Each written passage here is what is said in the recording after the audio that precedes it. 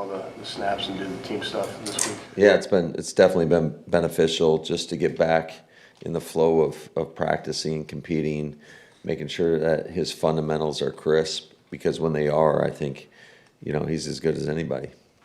Speaking of fundamentals, he was still doing the handoffs wrong-handed or wherever you want to put it. You're very observant. Oh yeah, very, very much so. As a fundamentals guy though, does it matter ultimately at the end of the day as long as the ball gets to where it needs to get to? Well, I mean, yeah, I think everything matters, but sometimes you got to make do with what you can do. And right now, we're just in we're in that situation. Certainly, as we get closer to the game, we'll kind of, if it's still an issue, we'll have to adjust. I guess, is there any drawback to doing it the way that he's been doing it to get by? Yeah, I think there is, in terms of marrying some of your actions and then just running the risk. More than anything else, we want to make sure we secure the football, and you don't want to run the risk of putting it on the ground. What about under center? He must take a good shot on that left thumb every time he gets the snap. Was that anything you looked at? Not really. I mean, the ball should get placed more into your upper hand than the bottom hand. So was he fine after practice? Or Yeah, he had no complaints. So what does today, you mentioned the scrimmage part of today, what does today look like as far as that goes?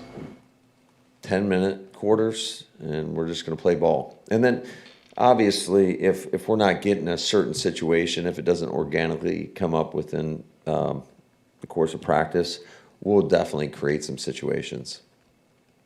Doug, I suppose, not live tackling it. Do you want to see live tackling?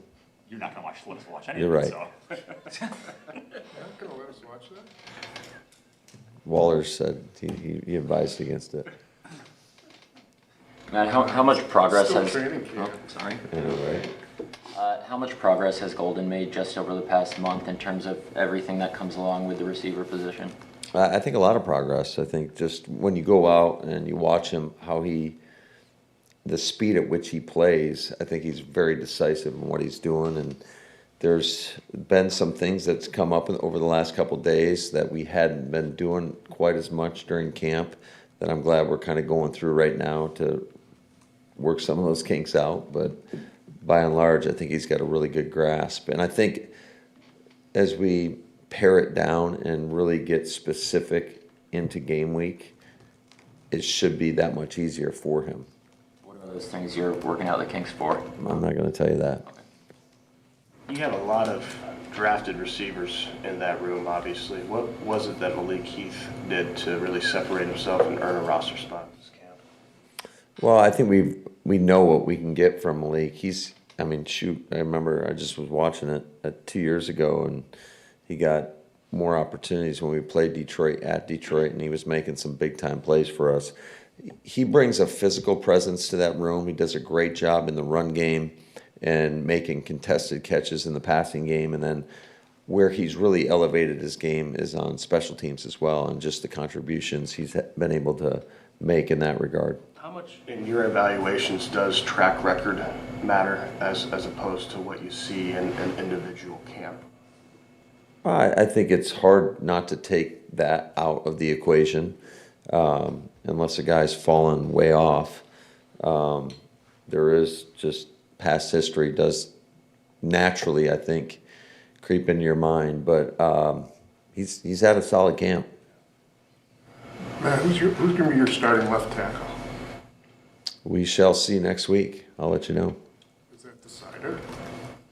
We shall see next week. Have you decided? Maybe. What's a determining factor? Is it more of a pass blocking thing, or complete? Who's going to give you the most? I think anytime we make a decision, it's who do we feel most comfortable that's going to go out there and compete to the best of their ability and help us win. It always comes down to that. And, thankfully we feel good about a couple options. Do you have any aversion to rotating anywhere on the offensive line, including left No, I mean, that's been in our past, right? We've gone out there and we've played multiple guys. I think sometimes it can be good, certainly in terms of just the urgency of playing every play at a high level. I think it just naturally ups that, and I think it's just like a lot of D linemen. Most teams rotate their D linemen, and so you can kind of wear down an offensive line if it's just, fresh people rolling at them all the time. So there is some good that comes with rotating guys up front. The one thing that is always a concern is the continuity factor in terms of how those guys are working their combination blocks or getting off the ball together. Kind of along the lines of Does the, matchup go ahead, Spoon. Does the matchup matter? I mean, you're gonna probably face Hutchinson on that side, I would assume. He plays both sides, right? Does that play a factor? Oh, always. Everything kind of goes into account. You mentioned the chemistry and the combination blocks. Whoever starts at left tackle, how are they with Banks? Just because Aaron has missed a fair bit of time with Yeah, him. he's missed a bunch of time, and that's why these 3 practices have been great. He'll be out there today. It'll be the closest simulation that we'll have to game like. So, yeah, all that is important to get those reps. You guys extended Matt Orzik this week. I mean, what do you thought of his body of work in Green Bay so far, and just having that stability too long term with the specialist core? It's one of those things that you don't appreciate all the time. It's kind of when you don't notice it until it's something bad happens. And thankfully for us, with him there, we haven't had a whole lot of those moments. So I think Matt's done an outstanding job. I think he's an excellent snapper, and he's an even better teammate. And he's a real asset for us. I talked to 3 young players that made the roster yesterday. When I asked them about, is there a veteran that helps you out? They all named about the same 4 or 5 guys that I think I could have picked. Who they named? I didn't listen to your interview. I'm just curious. Who they named? Yeah. Jordan, Elton, Kenny, 1 or 2 more. But it's like the ones that I wasn't surprised. Josh Jacobs and X.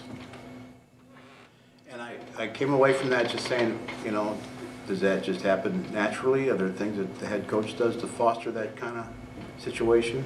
Do you go with the weekly captains, Yeah, I think you're always trying to empower your players to take ownership over the team. And there's certain ways that you can do that. Certainly that's one way is to have weekly game captains. We did form a leadership council this year, which we haven't done since my first year here. So, and a lot of the talks throughout the course of the off season was about leading, knowing that we were going to have still on paper a young team, just talking about the importance of that and how in order to lead others, you got to lead yourself first and do all the right things. So I think those guys have done a nice job of embracing that and then getting out of their own comfort zone to become real leaders of others. Is having seasoned captains in the works for you this year, or is it Potentially. At the last week of camp, I think Bullard was playing a lot of deep safety. Was that just to get him, more accustomed because he had been playing so much slot, or do you think he's more of a deep safety than a slot now? I think you can do either. So that's a benefit. There's a lot of jobs that are, I'd say a lot of the techniques that you do as a safety, if you're a down safety, are interchangeable with a nickel. So, you just kind of dual train at that all the time.